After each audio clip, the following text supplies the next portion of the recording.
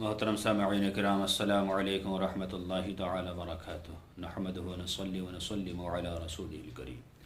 سائل نے سوال کیا ہے کہ حضرت، کوئی انسان جلدی جلدی نماز پڑھ رہا تھا تو دوسرے انسان نے اسے دیکھ کر کہا، ارے یار کیوں خدا کو دھوکہ دے رہا ہے، صحیح سے نماز پڑھ دے۔ تو جس نے یہ جملہ کہا اس پر شریعت کا کیا حکم ہے؟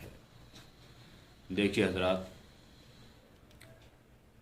جو انسان جلدی جلدی نماز پڑھ رہا تھا وہ تو خیر غلطی کر ہی رہا تھا، کیونکہ نماز سکون سے، اطمینان و وقار کے ساتھ، خشوع و خضوع کے ساتھ پڑھنی چاہیے۔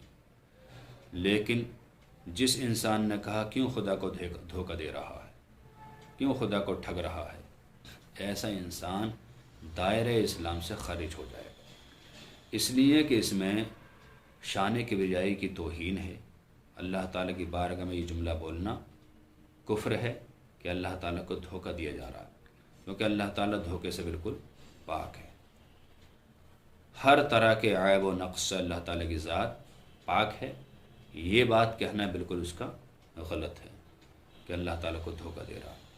ہم عام طور پر اپنی بولی میں بہت سے الفاظ ایسے بولتے ہیں جو کفریہ ہوتے ہیں، ان سے ہمارا ایمان خارج ہو جاتا ہے اور ہم اسلام سے نکل جاتے ہیں۔ جب تک توبہ نہ کریں ہم کافر ہی رہتے ہیں۔ لہٰذا ہمیں چاہیے کہ کوئی بھی جملہ ایسا نہ بولیں جس میں اللہ تعالیٰ کی یا اللہ کے رسول کی یا ضروریات دین میں سے کسی کی بھی توہین شامل ہو، ایسا جملہ بالکل نہ بولیں۔ اس سے بہتر کہ خاموش رہیں، یا دنیا بھی کوئی مقولہ بولتے وہ بہتر ہے، لیکن جس میں اللہ نبی یا ضروریات دین کی توہین ہو، ایسا جملہ ہرگز زبان پہ نہ لائیں۔ اللہ تعالیٰ سے دعا ہے کہ اللہ تعالیٰ ہر مسلمان کو صحیح معنی میں علم دین سیکھنے کی توفیق عطا فرمائے۔ السلام علیکم ورحمۃ اللہ، واللہ تعالیٰ عالم بالصواب۔